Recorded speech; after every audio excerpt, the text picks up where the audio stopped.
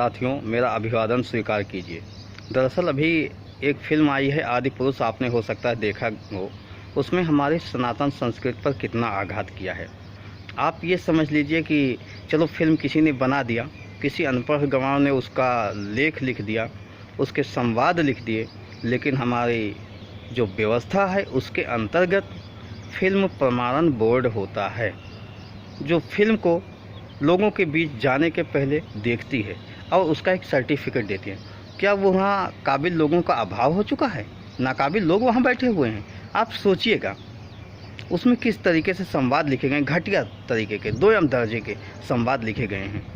और उसमें जिस तरीके से दिखाया गया है, शिल्पियों के देवता भगवान विश्वकर्मा का भी मैं अपमान मानता हूँ। क्योंकि आप ये समझ लीजिए, अगर उसने कुछ पढ़ा होता लेखक ने, अब लेखक पढ़ा क्या होगा आप समझ सकते हो। अंधेर नगरी चौपट राजा, टका शेर भाजी टका शेर खाजा, वही स्थिति होती है। जब चौथी पास राजा होगा तो निश्चित ही अनपढ़ गंवार लेखक भी होगा। उसे क्या पता कि हम त्रेता युग की बातें अगर दिखा रहे हैं तो त्रेता युग के इतिहास को समझने का प्रयास करें। त्रेता युग कैसा था उसे समझने का प्रयास करें।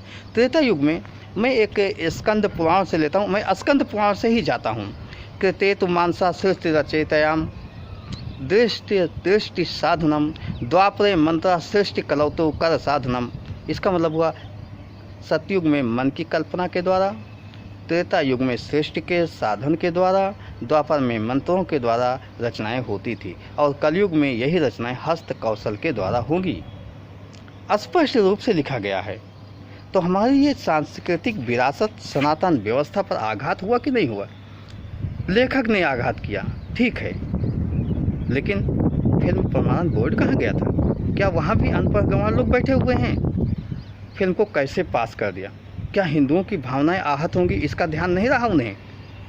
लेकिन अंधेर नगरी चौपट राजा, वही स्थित हुई। चौथी पास राजा तो अनपढ़ गंवार लेखक। हम इस फिल्म का विरोध करते हैं।